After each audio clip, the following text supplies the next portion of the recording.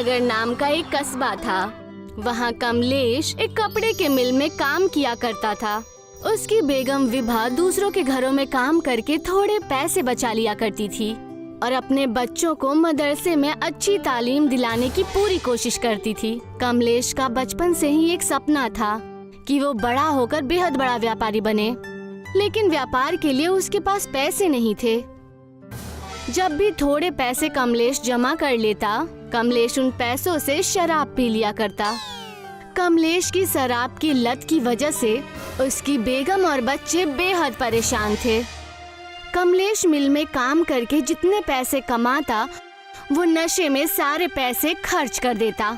एक दिन, आपको अपने नशे की आदत सुधारनी होगी। अब हमारे बच्चे बड़े हो गए हैं, इन सब का उनके ऊपर बेहद गलत असर पड़ता है।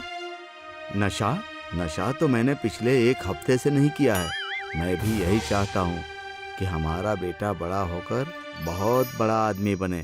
जैसे नशा छोड़ दिया है, वैसे ही कोई बेहद अच्छा सा काम भी ढूंढ लीजिए। मैंने कपड़े के मिल पर रहकर लोगों से अच्छा रिश्ता बना लिया है। मैं जो भी बिजनेस शुरू करूँगा वो मेरे रवैये से ही बेहतर चलेगा। लेकिन आप ऐसा करेंगे क्या जिससे हमारा व्यापार चले? इससे पहले आप फिर से नशा करना शुरू कर दें। मैं चाहती हूँ कि एक बार आप मेरे मौसा जी से मुलाकात कर लीजिए। विभा अपने शौहर कमलेश को अपने मौसा तांत्रिक के पास लेकर जाती है ताकि कमलेश फिर से नशा ना करे। कमलेश अपने बच्चों की भलाई और अपने परिवार की भविष्य के लिए विभा की बात मान जाता है। मौसा जी, ये है मेरे शौहर। इनके बारे में ही मैंने आपसे बात की थी। इन्हें ही नशे से आजादी दिलानी है। ओम ह्रीम क्लीम बागड़ बोल बागड़ बोल बागड़ बोल। हाँ विभा बेटा, मैं तुम्हारी सारी तकलीफ जानता हूँ। कमलेश को मैं ठीक कर दूंगा, मगर मैं पिछले कई हफ्तों से कोई नशा नहीं कर रहा हूँ। मुझे यहाँ से जाने दो। अब मैं कभी नशा नहीं करूँगा। मैंने पहले से ही हमारे परिवार के मुस्तकबिल के बारे में सोच लिया है। मैं तुम्हें कुछ नहीं कर रहा हूँ, तुम्हारी भक्ति के लिए ही कह रहा हूँ। नशा और नाश में एक मात्रा का ही फर्क है। नशा करने लगोगे तो नाश हो जाएगा। वैसे तुम किस चीज का कारोबार करने के बारे में सोच रहे हो? मैं डोसे का कारोबार करने की सोच रहा हूँ। मैं डोसा बहुत बेहतर बनाता हूँ और मैं एक गाड़ी लेकर डोसा बनाकर बेचूंगा। ये सच कह रहे हैं मौसा जी। ये सच में डोसा बेहद लजीज बनाते हैं और पिछले कुछ हफ्तों से ये नशा भी नहीं कर रहे हैं। बस हमारी कुछ पैसों से मदद कर दीजिए। मैं डोसा बनाने में इनकी मदद करूंगी और इनके साथ व्यापार करूंगी। मौसा जी उसे कुछ पैसे देते हैं और दूसरे ही दिन उन पैसों की मदद से वो डोसे की दुकान खोल लेती है। लेकिन जैसा कमलेश और विभा ने सोचा था वैसा नहीं हुआ। कमलेश के डोसे की दुकान बिल्कुल भी नहीं चली। मौसा जी के दिए हुए पैसे बस खत्म ही होने वाले हैं। ज्यादा वक्त नहीं है हमारे पास, वरना आपको फिर से मजबूरी में कपड़ों के मिल में जाकर काम करना पड़ेगा। अरे जाने मन मैं कोशिश तो कर रहा हूँ, कोई कसर नहीं छोड़ रहा। पता नहीं, ना जाने क्यों हमारा व्यापार इतना कम क्यों है। हम दोनों से ही शायद कुछ गलती हो रही है। हम एक दिन और डोसे की दुकान लगाकर देखेंगे। अगर व्यापार हुआ तो हम आगे काम करेंगे, कोई दूसरी तरकीब पूछेंगे। जैसा तुम कहो जाने मन। तुम और तुम्हारे मौसा जी तांत्रिक कम, बंदर और मदारी का खेल दिखाने वाले ज्यादा लगते हैं। चुप रहिए और कल की तैयारी कीजिए। विभा की बातें सुनकर कमलेश दूसरे दिन की तैयारी शुरू कर देता है। दूसरे दिन कमलेश और विभा ने दुकान खोली। उनकी दुकान पर भीड़ ही भीड़ थी और ये देखकर वो दोनों बेहद खुश हो गए। पिछले दिनों के मुताबिक तो आज का दिन बहुत अच्छा गया है। बस भगवान करे हमारा दिन ऐसे ही जाए और हम तरक्की करें। मेरी बात सुनिए, इन पैसों से आप नशा मत करने लग जाइएगा। हमें ये पैसे मौसा जी यानी तांत्रिक जी को लौटाने हैं। कमलेश विभा की बात ना मानकर उन पैसों में से कुछ पैसे निकाल लेता है और रात को चुपके से शराब पीकर सो जाता है। अगले दिन जब कमलेश और विभा ने फिर से दुकान खोली तो वहाँ ग्राहक नहीं थे। ग्राहक तो क्या, वहाँ एक आदमी भी नजर नहीं आया। उनके अलावा अन्य डोसे की दुकानों पर बेहद भीड़ थी। ये लोगों को हो क्या गया है? कल की खरीदारी को देखकर हमने आज ज्यादा डोसा बनाने का बंदोबस्त किया है। अगर आज हमारी बिक्री नहीं होगी तो हम इस सामान का क्या करेंगे? हमारे अलावा सभी दुकानों में भीड़ लगी हुई है और हम यहाँ मक्खियाँ मार रहे हैं। जरूर हमने कोई गलती की है। इस बात को हमें मौसा जी को बताना ही होगा। हमें वहाँ जाने की कोई जरूरत नहीं है। इस चीज से हम निपट लेंगे। पहले तो कमलेश विभा की बात नहीं मानता है, लेकिन जिद करने पर विभा कमलेश को अपने मौसा जी यानी तांत्रिक जी के पास लेकर जाती है। पास जाते ही कमलेश समझ जाता है कि वहाँ कुछ तो होने वाला है। ओम ह्रीम क्लीम, ओम ह्रीम क्लीम, बागड़ बोल, मैं सब जानता हूँ। तुम दोनों यहाँ क्यों आए हो? विभा, तुम अपनी परेशानी अपने साथ लेकर आई हो। मैं मुसीबत साथ लेकर आई हूँ? मैं कुछ समझी नहीं। तांत्रिक की बात सुनकर कमलेश मुंह छुपाने लगता है। बागड़ बोल, मुंह मत छुपाओ और खुद सामने से आकर अपनी गलती कबूल करो, वरना तुम ऐसे ही मुंह छिपाते फिरोगे। अब खुद ही आगे आओ और अपनी गलती कबूल करो। इन्होंने ऐसा क्या कर दिया? आप मुझे बताइए। इनको तो मैं नहीं छोड़ूंगी। मैं इन्हें देख लूंगी।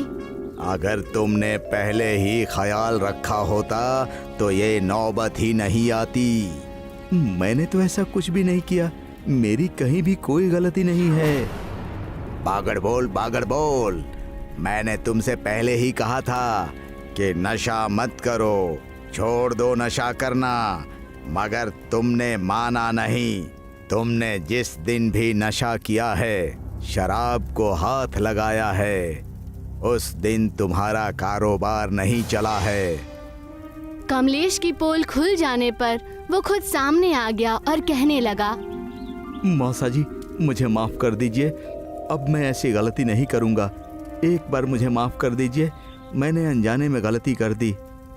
लेकिन आपने ऐसा क्या किया? विभा और तांत्रिक के खौफ से कमलेश उन्हें सारी बात सच सच बता देता है। मैं हर रात घर से पैसे चुराकर शाम को नशा करता था और जिस दिन हमारा कारोबार अच्छा चला, मैंने उस दिन भी नशा किया था पैसे चुराकर। मुझे माफ कर दो। मैं ऐसी गलती दोबारा नहीं करूंगा। कमलेश के माफी मांगते ही तांत्रिक ने कहा, बागड़ बोल, माफी तुम्हें एक ही शर्त पर मिलेगी। आगे से अगर तुमने कारोबार अच्छे और ईमानदारी से की तो तुम्हारी सारी ख्वाहिशें पूरी होंगी। मैं सारी शर्तें मंजूर करता हूँ और मैं आगे से मेहनत भी पूरी करूंगा। ये लो मेरी तरफ से। अब से तुम डोसा नहीं, मैगी डोसा बनाकर बेचोगे। तुम्हारी बीवी मैगी बहुत अच्छा बनाती है और तुम डोसा, इसीलिए दोनों को मिलाकर मैगी डोसा बेचो। तुम दिन दूनी रात चौगुनी तरक्की करोगे। बागड़ बोल। विभा ने वो मैगी तांत्रिक से ले ली। अगले दिन से विभा और कमलेश ने मैगी डोसा बनाना शुरू कर दिया। उस दिन से मैगी डोसा के नाम पर कमलेश की दुकान बेहद अच्छी चलने लगी।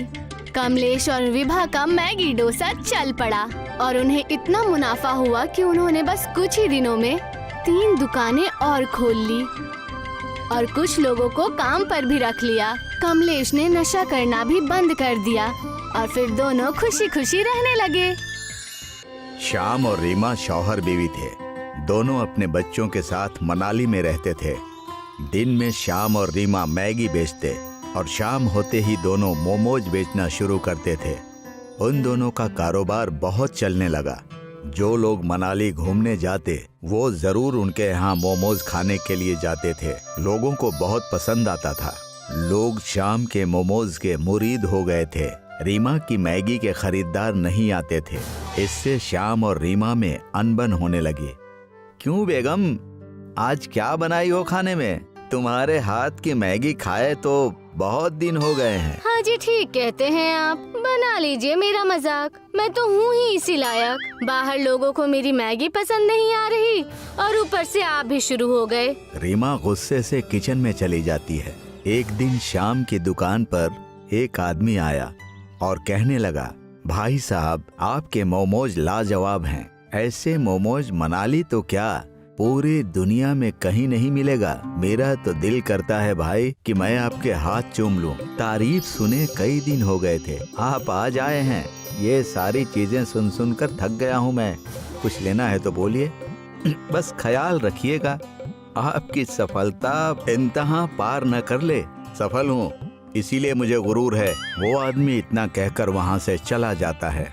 शाम की सफलता को देखकर कई और लोगों ने वहाँ पर मोमोज की गाड़ी लगा दी। लगता है हमारे धंधे को किसी की नजर लग गई है। मैंने आपको कहा था ना, ज्यादा हवाबाजी मत कीजिए। अब देखिए, हमारा व्यापार देखते ही बाकी लोगों ने भी मोमोज का ठेला खोल लिया है। तुम इसकी फिक्र मत करो, लोग कारोबार नहीं रवैया देखकर खरीदारी करते हैं। और वही लोग व्यापार और व्यवहार करके हमसे आगे निकल जाएंगे और हम कुछ नहीं कर पाएंगे। कोई न कोई तरकीब हमें निकालनी होगी, वरना तुम्हारी बातें सच साबित होंगी। श्याम रीमा की बातों को अनदेखा कर देता है। कुछ दिनों के अंदर ही उनका कारोबार ठप हो जाता है। श्याम इस बात से फिक्रमंद हो जाता है। एक दिन श्याम बाजार से अपने कारोबार के सामान ला रहा था, तभी उसका एक्सीडेंट हो जाता है और उसे चोट लग जाती है। जख्म गहरे होने की वजह से डॉक्टर ने कहा कि श्याम को 3 महीने तक आराम करना होगा। आपको इनका ज्यादा ख्याल रखना होगा। इनसे कहिए कि ये पहले जैसा काम ना करें, आराम करें। श्याम काम नहीं कर पाने की वजह से मायूस हो जाता है और घर की तकलीफ देखकर रीमा से कहता है, ये कैसा वक्त आ गया है हमारी जिंदगी में, मैं तुम्हारी मदद नहीं कर सकता। तुम अकेले ये सब कैसे कर पाओगी। इस वक्त मैं तुम्हारी कोई मदद नहीं कर पा रहा हूँ, इसलिए बहुत शर्मिंदा हूँ। आप घर की चिंता मत कीजिए, मैंने बच्चों को छुट्टी मनाने के लिए मायके भेज दिया है। कुछ दिन मैं आपका ख्याल रखकर घर चला लूंगी। काश मैं तुम्हारी मदद कर पाता। रीमा ने अपना कारोबार फिर से शुरू कर दिया। श्याम की मदद ना मिलने की वजह से वो सिर्फ मैगी ही बनाकर बेच पाती थी, पर कारोबार ठीक ठाक हो रहा था। एक दिन सुबह रीमा ने अपनी दुकान खोली ही थी कि वहाँ पर एक गरीब बुढ़ा भीख मांगते हुए रीमा की दुकान पर आ गया। गरीब बुढ़ा रीमा को दुकान पर देखकर श्याम को ढूंढने लगता है। बेटी, यहाँ पर एक बेहतरीन मोमोज वाला नौजवान रहा करता था, वो कहाँ चला गया? बड़े दिन हो गए उसने मुझे मोमोज नहीं खिलाए। जी, वो हमारे शौहर हैं। उनका कुछ दिन पहले एक्सीडेंट हो गया, इसीलिए हम लोग सिर्फ मैगी ही बेचते हैं। मैं आपको मैगी खिला देती हूँ, आप इसे खा लीजिए। रीमा ने उस गरीब बुढ़े को मैगी दे दिया। मैगी खाते ही बुढ़े ने कहा, लाजवाब, ऐसा लजीज मैगी मैंने आज तक नहीं खाया। तुम दोनों मियाँ बीवी के हाथों में जादू है, भगवान तुम्हारा भला करे बेटा। गरीब बुढ़े की बात सुनकर रीमा को अच्छा लगा, मगर उसने मैगी के पैसे मांगे। जी शुक्रिया। अच्छा, अब मैगी के पैसे दीजिए। अब पैसे? कैसे पैसे? मैंने तो कभी तुम्हारे शौहर को पैसे नहीं दिए। मैं जब भी आता था वो मुझे मुफ्त में मोमोज खिलाता था। सुबह सुबह इन्होंने आकर दिन की शुरुआत ही खराब कर दी। लगता है आज का दिन ही बेकार जाने वाला है। गरीब बुढ़ा वहाँ से जाने ही वाला था, मगर वो रुक गया और बोला, मैं अक्सर तुम्हारे शौहर के हाथ के मोमोज खाकर उसे जादुई ताबीज दिया करता था, जिससे तुम्हारे दुकान की खूब बिक्री होती थी। वही मैं तुम्हें भी देने वाला हूँ। गरीब बुढ़े ने अपनी झोली में से एक ताबीज निकाली। इस ताबीज को तुम अपनी दुकान पर बांध दो और अपना कारोबार देखो। कैसी ताबीज? उन्होंने तो मुझे इस बारे में कभी कुछ नहीं बताया। ये लो, और अब से मैगी और मोमो को साथ में मिलाकर बनाना शुरू कर दो। तुम मैगी बहुत बेहतरीन बनाती हो और अपने शौहर की मदद से मैगी और मोमोज को मिलाकर उसका कारोबार करो। इतना कहकर गरीब बुढ़ा वहाँ से चला जाता है। रीमा घर जाकर श्याम को सारी बातें बताती है। श्याम सारी बातें सुनकर कहता है, कई साल पहले एक बार ये गरीब बूढ़े बाबा हमारी दुकान पर आए थे। मैंने इन्हें मोमोज खिलाए। उस वक्त उन्होंने मुझे एक ताबीज दी थी जिसे मैंने हमारे मोमोज की दुकान पर लगाई थी और दुकान चल निकली। लगता है ये वैसी ही ताबीज है। और उन्होंने ये भी कहा कि हमें मैगी और मोमोज बेचने चाहिए, मैगी और मोमोज का मिश्रण। जैसा उन्होंने कहा है हमें वैसा ही करना चाहिए। इससे हमारे कारोबार में सिर्फ बढ़त ही होगी। श्याम की बात सुनकर रीमा ने अपनी दुकान पर गरीब बूढ़े बाबा की तावीज बांध दी और मैगी मोमोज बनाना शुरू कर दी। देखते ही देखते पूरे मनाली में उसके मोमोज और मैगी की बहुत तारीफ होने लगी। रीमा के हाथ की मैगी और मोमोज मुसाफिरों को इतने पसंद आने लगे कि हर कोई मजे लेकर खाने लगा। दूसरे मोमोज वाले अपना कारोबार बंद करके वहां से चले गए और श्याम की तबीयत पहले से बेहतर हो गई। अब से मैं भी तुम्हारा हाथ बटाऊंगा, हमारा कारोबार और चलने लगेगा। हमारे मैगी और मोमोज अब सबको पसंद आने लगे हैं। क्यों ना हम अपना धंधा एक हाथ गाड़ी से नए कैंटीन में बदल लें और तरह तरह के मैगी और मोमोज बनाकर बेचें। इससे हमारा मुनाफा होगा। कैंटीन ही नहीं बल्कि अब हम मोमोज की पूरी फैक्ट्री खोल देंगे। तुमने परिवार और कारोबार बखूबी संभाला है। मेरे ना होने के बावजूद इससे ज्यादा गुरूर मुझे कभी नहीं हो सकता। श्याम और रीमा ने एक बड़ी सी मोमोज की कैंटीन खोल ली। उनका कारोबार पहले से 2 गुना ज्यादा चलने लगा और वो खुशी खुशी अपने परिवार के साथ फिर से रहने लगे। सुनीता सुबह सुबह अपनी सब्जी का ठेला लेकर मोहल्ले में घूम रही थी। सब्जी ले लो, सब्जी, ताजी ताजी सब्जी, हरी हरी सब्जी। सुनीता की आवाज सुनकर कुछ घरों से औरतें निकलकर उसकी सब्जी खरीदने आती हैं। वाह सुनीता, आज की सब्जी तो बहुत ताजी लग रही है। मैडम, सुनीता की सब्जियां तो हमेशा ही ताजी रहती हैं। सुनीता, टमाटर कैसे दिए? 40 रुपए किलो मैडम। अरे सुनीता, हमें लूट तो मत। महंगाई के जमाने में मेरी खुद की हालत खराब है। मुझे बहुत कम पैसा बचता है, तो मैं आपसे कैसे लूट सकती हूँ? सुनीता, तेरी बेटी का स्कूल में एडमिशन हुआ जिसके लिए तू बेहद परेशान थी? जी मैडम, अभी तो मैंने उसका सरकारी स्कूल में दाखिला करा दिया है। वो मन लगाकर पढ़ाई कर रही है। चलो फिर तो बढ़िया है। तुम अपनी बेटी को खूब पढ़ाना, उसे अपनी तरह सब्जी बेचने मत लगा देना। नहीं नहीं मैडम, मैं ऐसा नहीं करूँगी। सुनीता सब्जी बेचकर वहाँ से ठेला लेकर अपने घर चली जाती है। रास्ते में बहुत बारिश होती है। जब वो घर पहुँचती है कि बेटी पूर्वी उसका इंतजार कर रही होती है। तुम आ गई अम्मी। बाहर कितनी तेज बारिश हो रही है। मेरी स्कूल टीचर ने 3 दिन की छुट्टी दी है। उन्होंने कहा कि इस इलाके में बहुत भयंकर तूफान आने वाला है। उन्होंने ऐसा कहा, मैंने तो आज ही अपनी सब्जियों का स्टॉक नया कर लिया है। अगर तूफान आ जाएगा तब तो सब्जियां खराब हो जाएंगी। हे मालिक, ऐसा ना हो। नहीं माँ, ऐसा नहीं होगा, तुम परेशान मत हो। उसके बाद सुनीता और पूर्वी खाना खाते हैं और पूर्वी सुनीता की गोद में सो जाती है और सुनीता अपने शौहर को याद करती है। आज अगर वो जिंदा होते तो पूर्वी के लिए भी कितना अच्छा होता। मैं अपनी परेशानियां उनसे बांट पाती। मालिक न जाने ऐसा क्यों करते हैं। हे मालिक, कल तूफान ना आए और मेरी सब्जियां खराब ना हो, वरना मैं तो तबाह हो जाऊंगी। रात को बहुत भयंकर तूफान आता है। बारिश हो रही है और बर्फबारी भी होती है। सुनीता उठकर देखती है तो उसे बहुत अफसोस होता है, मगर वो कुछ कर नहीं सकती है। वो बस ऊपर वाले से यही गुजारिश करती है कि ये तूफान जल्दी ही थम जाए। मगर पूरे दिन ऐसे ही बारिश होती है और अगले दिन भी वैसे ही बारिश होती है और ऐसे ही 3 दिनों तक बारिश होती रहती है। सुनीता की सब्जी पूरी तरह से खराब हो जाती है मगर सुनीता के पास उसे बचाने के लिए कोई रास्ता नहीं है, क्योंकि 3 दिनों से खतरनाक बारिश होती है। तीसरे दिन जब बारिश थम जाती है तो सुनीता अपने ठेले के पास जाकर सब्जी देखती है। सब्जी बुरी तरह खराब हो जाती है। हे मालिक, हमारी मदद करो। अब मैं क्या करूं? मेरे पास तो पैसे भी बहुत कम बचे हैं। इसमें तो घर का खाना पीना भी बस 1 हफ्ते का ही हो पाएगा। और अब मैं नई सब्जियां कैसे खरीदूंगी? सुनीता अपनी परेशानी पूर्वी के सामने जाहिर नहीं करती। पूर्वी को स्कूल छोड़ते हुए सुनीता बाजार चली जाती है। वहाँ वो भगवान के मंदिर जाती है।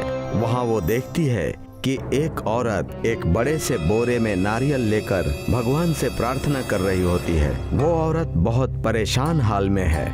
इस तूफान में आपका भी कुछ नुकसान हो गया क्या? आप कहाँ से हो? आपका नाम क्या है? अयो, मेरा नाम चिन्नम्मा है। ये जो तूफान हुई उसमें मेरा हस्बैंड की मौत हो गई। हमारा नारियल पानी का बिजनेस था। तूफान की वजह से बहुत सारे नारियल पानी भी गिर गए। अब मैं उन सबको लेकर यहाँ बेचने आई हूँ, पर वो बिक ही नहीं रहे। इसलिए मैं मालिक से मदद की दुआ कर रही हूँ। इसके बाद चिन्नम्मा और सुनीता दोनों साथ में बाजार जाती हैं। सुनीता को बहुत तेज भूख लगी है। वो देखती है कि सामने मैगी बिक रही है। चिन्नम्मा और सुनीता देखती हैं कि वहाँ अलग अलग तरह की मैगी की लिस्ट टंगी है। एक ही मैगी कितने तरह से बेचते हैं और इनके दुकान में कितनी भीड़ लगी हुई है। अयो, मुझे तो इनकी मैगी भी अच्छी नहीं लगती। हमारे यहाँ कोकोनट वाले टेस्ट की मैगी मिलती है।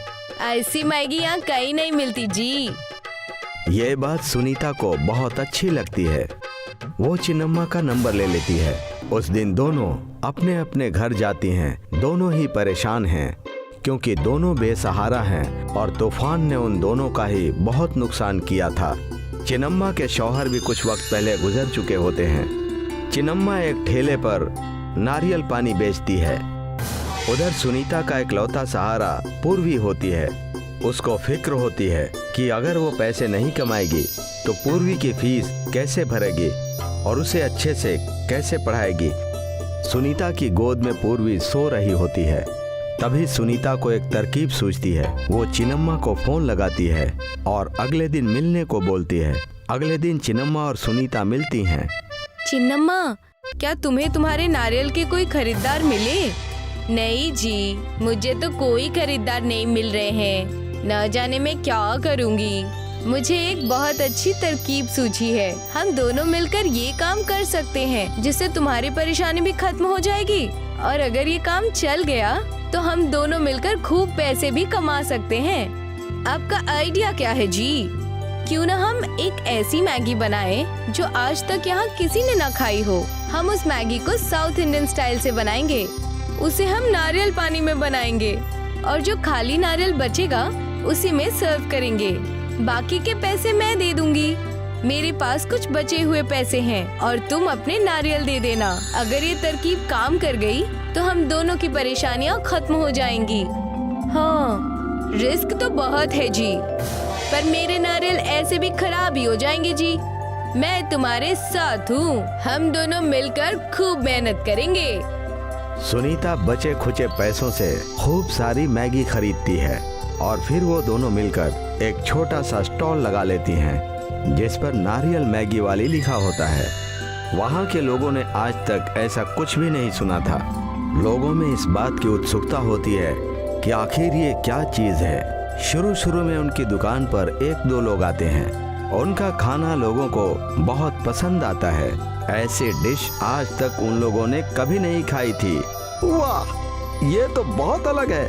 इन्होंने नारियल पानी में ही मैगी बनाई और नारियल में ही खिला रही हैं। ये तो बहुत उम्दा तरकीब है। वाह। सुनीता और चिन्नम्मा के इस तरकीब से उनकी दुकान बहुत अच्छी चलती है। धीरे धीरे उनकी मैगी पूरे शहर में मशहूर हो जाती है और उन दोनों की अच्छी कमाई होती है। सुनीता को इस बात की खुशी होती है कि उसका ये रिस्क उठाना कामयाब हो गया। वो अब अपनी बेटी को बहुत अच्छे से पढ़ा पाती है। उसके बाद चिन्नम्मा और सुनीता एक दूसरे का सहारा बनती हैं और वो दोनों बहुत कामयाब होती हैं। एक दिन ऐसे ही पूर्वी जब सुनीता की गोद में सो रही होती है, तब सुनीता सोचती है कि भगवान जो भी करते हैं वो हमारे भले के लिए ही करते हैं। अगर वो तूफान नहीं आता तो वो जिंदगी भर सिर्फ सब्जी ही बेचती रहती और कुछ नया नहीं कर पाती। इसीलिए हमें अपनी जिंदगी में सारी मुसीबतों का सामना करना चाहिए और किसी भी चीज के लिए अपनी किस्मत को नहीं कोसना चाहिए।